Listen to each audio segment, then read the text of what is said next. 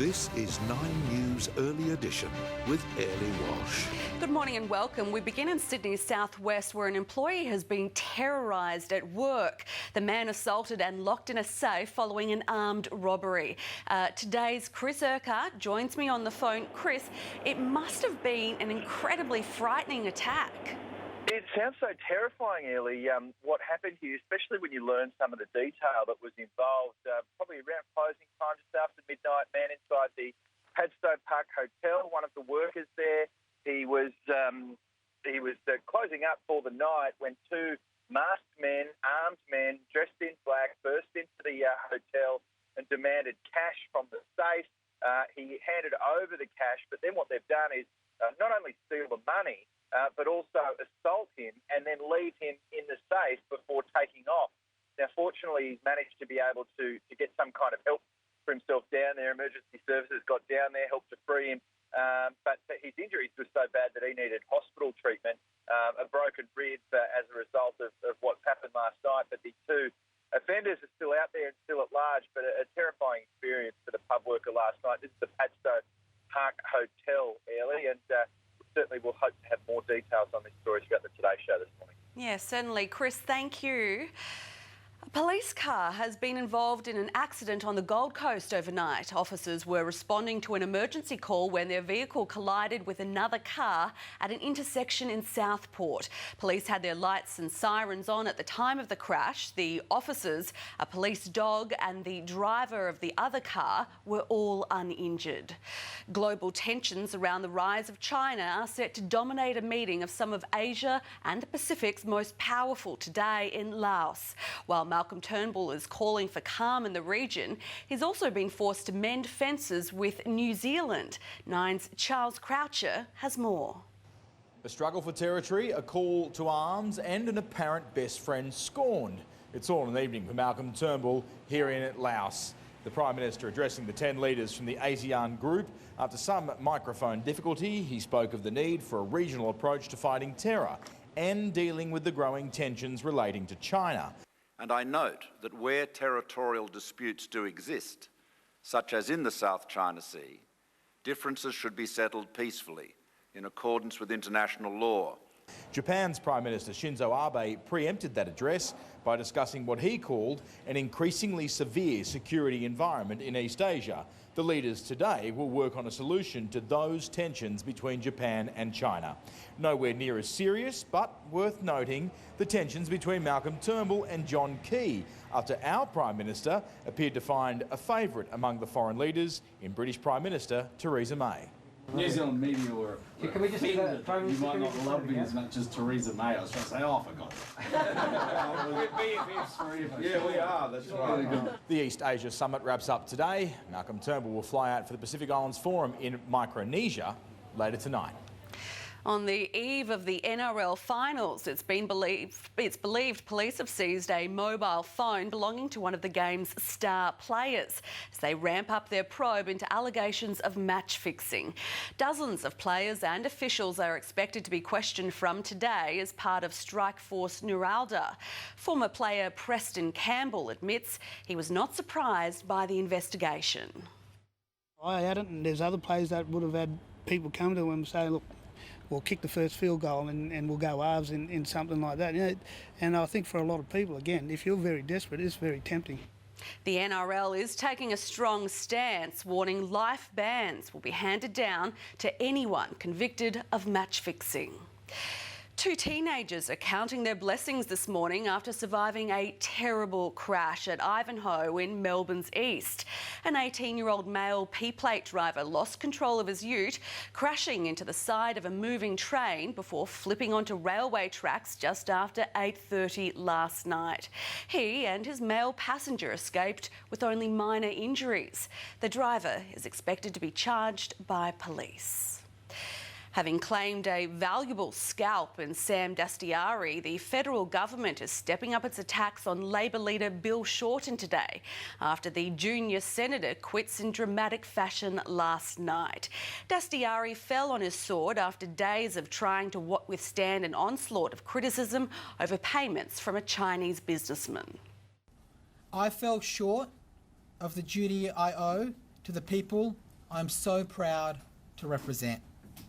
I accept that, and I'm here to make it clear I accept the.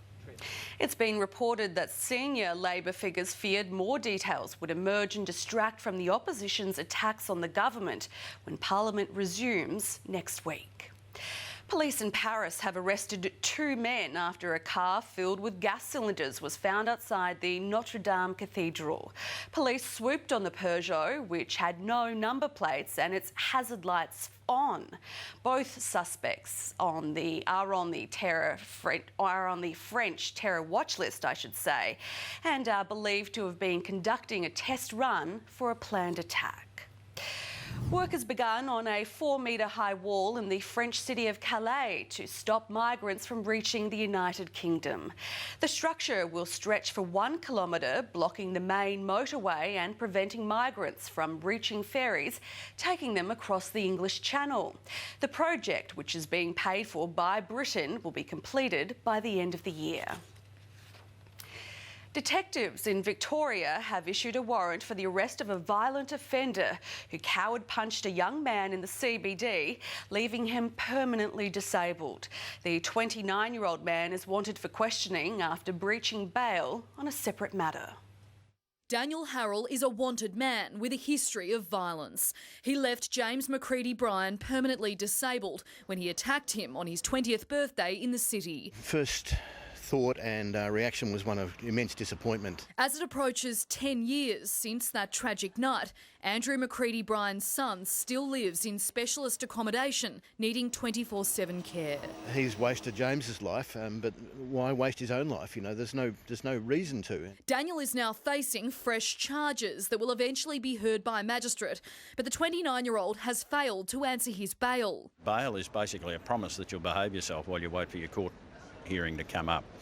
And if someone breaches that promise, then there have to be consequences for it. Harrell committed the attack against James on October 13, 2006, when he was already on parole and had 4 prior convictions for armed robbery. In August 2007, he was sentenced to 7 years jail, but only served his minimum of 5, released in 2012. 4 years on, police have issued a warrant for his arrest. Police say the warrant for Harrell's arrest was issued after he failed to answer bail for charges relating to stealing cars and stealing from cars. He's known for being here in Fairfield as well as in Rowville and Oakley. The attack he inflicted changed James forever. The former Carey student was studying arts law at Monash University and was a talented sportsman. The primary focus has got to be rehabilitation. And we have to make sure that whatever solution we put in place in the criminal justice system results in a better human being coming out at the end of it. Police need the public's help to find Harrell. Given his history of violent offending, if anyone sees him, they shouldn't approach him, but call 000 immediately. People have every right to ask that genuine question. How can someone be continually granted bail? Alexis Daish, 9 News. An Emirates plane en route to Brisbane from Dubai has been forced to land in Adelaide overnight after engine failure. Emergency crews were dispatched as the Boeing 777 carrying more than 300 passengers touched down. The plane landed safely just before 9 o'clock with no reports of injuries. A radical new road safety plan is being proposed in Victoria to help elderly pedestrians. Under the changes, drivers would be forced to wait 3 to 7 seconds longer at red lights to give older people extra time to cross the road. Some speed limits would also be cut to 30 kilometres per hour and give-way signs overhauled. The highest earning fixed speed camera in Queensland has been revealed, with Brisbane's Legacy Way tunnel raking in the biggest bucks for the state. Since June last year, more than 36,000 drivers have been pinged on the motorway. 160,000 fixed camera fines were handed out across Queensland in the past financial year, with motorists forking out $26 million. Western Sydney is set to receive 40 new classrooms to accommodate 900 extra students. New South Wales Premier Mike Baird will make the announcement today, with 3 schools set to benefit from the $80 million investment. The state government has been under pressure to do more on the issue of school overcrowding, with the region expected to grow significantly in the coming years. With more than 3 months to go until Christmas, retailers have already begun stacking shelves with festive merchandise. Australians spent less over winter, so department stores and supermarkets are in need of a big boost. It's beginning to look a lot like Christmas. Even though it's still 109 days away. I'm not ready, It's too early, We should be able to enjoy the year before the rush, before the madness starts. No, not too early at all. Mince pies and puddings are already taking pride of place on shelves at Coles, while at department stores you can buy up baubles and twinkling trees. There aren't too many people actually buying Christmas gifts, decorations and foods at the moment, but for retailers it's important to be first out of the blocks. The idea is that by showing off these items in September, shoppers will be back to buy them come November. When we signal to shoppers that Christmas is not far off, people start to think and start to save and start to put money away for Christmas. Retailers are hoping it won't just be sleigh bells ringing this festive season after a quiet winter. In June, there was a weaker than expected 0.1% improvement in retail spending. Sales were flat in July. In particular, there was a slump in department store spending. Retailers are hoping for a big boost in the lead up to Christmas. Last year, Australians spent close to $47 billion, and this year that's expected to climb to a whopping $48 billion. Christmas accounts for most retailers for around 60% of their profit. This is just the beginning. Expect things to get far more festive in a few weeks' time. Natalia Cooper, 9 News. Well, taking a look at the weather around the country now, and in Brisbane, possible showers and 24. Sydney, partly cloudy. Canberra, some morning fog. A little rain and windy in Melbourne. Rain for Hobart and Adelaide. Possible showers in Perth and Darwin. Sunny. 34 degrees. Coming up this morning, we're live to New Caledonia, where an Australian man was fatally wounded by a shark. Plus, Apple unveils its highly awaited iPhone 7. So what's new and what's been scrapped? And Marilyn Monroe's iconic gown, worn while serenading a president, is up for grabs. We begin our broadcast tonight with a major breaking. An Australian kite surfer killed by a large shark in New Caledonia is being remembered as an experienced waterman who loved the ocean. Live to Nine's Lizzie Pearl, who is in the capital, Noumea, this morning. Lizzie, the victim has now been identified. Yeah, good morning to you, Ellie. He has been identified as 50-year-old David Jewell from Fremantle in Western Australia. And while he is an Australian, it appears that he's made a second home for himself in recent years in the Swiss mountain village of Villers. And that community there is very much feeling this loss in equal measure as those Australians who know David Jewell. He's being described as charismatic, friendly, possessing plenty of that Aussie charm and a keen sense of adventure. And it appears that sense of adventure has ultimately led to his tragic death here in New Caledonia. We know that he was just 2 days into a 10-day catamaran adventure, kite surfing some of the best locations New Caledonia has to offer. He was out in the water on Tuesday afternoon, kite surfing afternoon local time, when he was bitten on the right thigh by what's believed to be a 3.5 metre tiger shark. Now, the crew on board that catamaran raced over. They radioed for medical help, but unfortunately he couldn't be saved. Now, it's believed his family in Australia are making emergency travel arrangements to get over here to New Caledonia as quickly as possible for what has been the second fatal shark attack in the last 6 months, Ellie. Certainly tragic circumstances there. Lizzie, reporting from Noumea, thank you. Let's take a look at the front pages in Sydney, and the Daily Telegraph leads with celebrity publicist Roxy Jacenko as police launch an investigation into an alleged altercation between the A-lister and her father. In Melbourne, the Herald Sun headline reads, "Red light state with motorists set to wait several seconds longer at crossings in a radical new road plan to help the elderly." To Brisbane, and the Courier Mail leads with the cracking headline, "Spring rolled," as Labor Senator Sam Dastyari resigns from the front bench.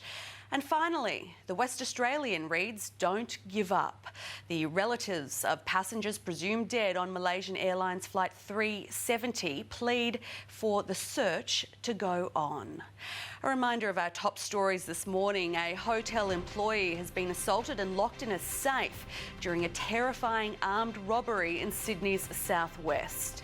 The federal government is expected to step up its attacks on Labor leader Bill Shorten today after junior Senator Sam Dastyari quit in dramatic fashion last night. And 2 teenagers have walked away from a shocking crash in Melbourne after the driver lost control of his ute and ploughed into a moving train. Well, after months of speculation, Apple has revealed its brand new iPhone 7 and smartwatch to the world. Live to Nine's Laura Turner in Los Angeles. Laura, take us through some of the features. Good morning to you, Early. This is a very big announcement coming out of San Francisco just in the past couple of hours, the iPhone 7. And there have been some really significant changes. One of the biggest being that the new iPhone is now water and dust resistant. It also, that home button that you normally see down the bottom, that has changed to make the screen bigger. There are new colours, which will be important to a lot of users.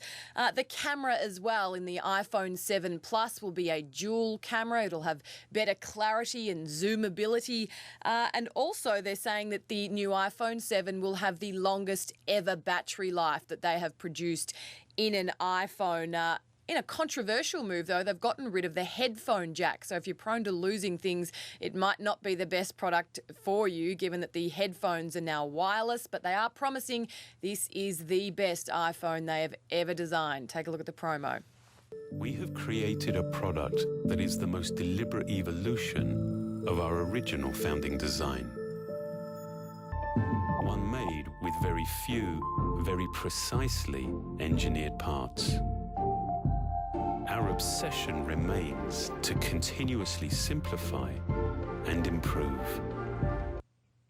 Also, Ellie, the Apple Watch, there are 2 different versions of this now, but largely they will be swim-proof. They'll include a GPS as well. They'll work faster and have a brighter screen. They've also partnered with Nike, obviously another huge brand here in the US, to design the new Apple Nike Runner's Watch. So some huge features and a lot of big changes coming out of Apple this morning, Ellie. Laura Turner in the US, thank you. The dress worn by screen legend Marilyn Monroe when she sang "Happy Birthday, Mr. President" to John F. Kennedy is now up for sale. Monroe's fitted rhinestone-encrusted gown was so tight, the actress had to be sewn into it. She died just 3 months later in 1962. The iconic dress fetched up to $1.6 million when it sold in 1992, and now experts predict it could be worth more than $4 million. The sheer gown will go on display before it goes under the hammer in November. Time now to check in with Carl and Lisa. Good morning, guys. You could wear that, you know. Are you going to buy it for me? Yeah. Would you? For the Christmas party. Or Logies? Or both? Christmas parties is more fun. You think so? Yeah. Hey, Ellie, how are you? Sorry, we digress. All the details of the brand new iPhone are coming in from Apple HQ, where they're live to see if it's worth buying. And a new warning for women this morning, why caesarean births could be causing some surprising health problems for children. We meet Australia's best shopper with her tips on how you can feed the whole family for less than $100 a week. Wow. And it's a big day for Blocky. He's got $50,000 to give away to one very lucky viewer. They could probably buy that dress with that. Hopefully, Ellie. Well, they could buy a slice of it anyway, maybe one jewel. Shoulder, yeah. Thanks, guys. See you soon. Still to come this morning, all of the day's sports news, including could finals experience be enough to give the Swans the upper hand over the Giants?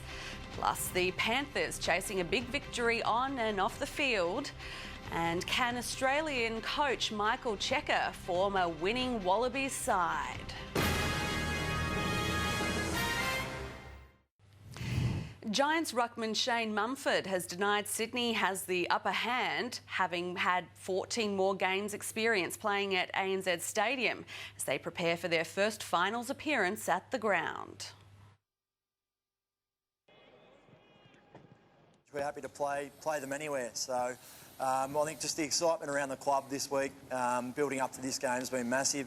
I don't think there's too many nerves just yet. It seems there's more excitement than anything else. And the Bulldogs have gambled on the fitness of 5 players in their first week of finals, naming Jordan Roughhead, Easton Wood, Tom Liberatore, Jackson McRae and Jake Stringer to return against West Coast in their elimination final.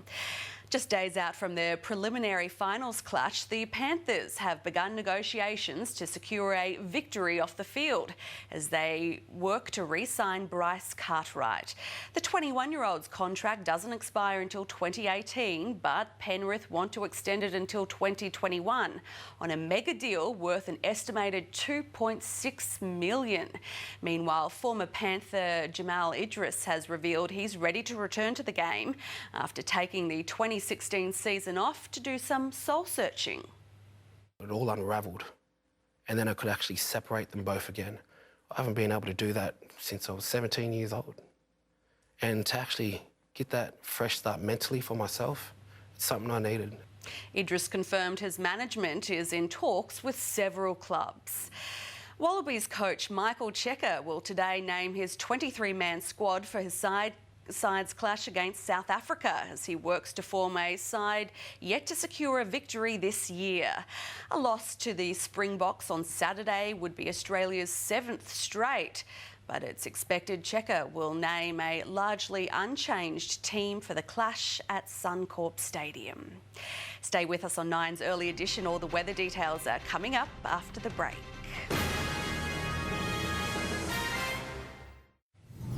Taking a look at the weather in Brisbane, possible showers in 24, partly cloudy in Sydney, 23 in Melbourne and a possible shower in Perth.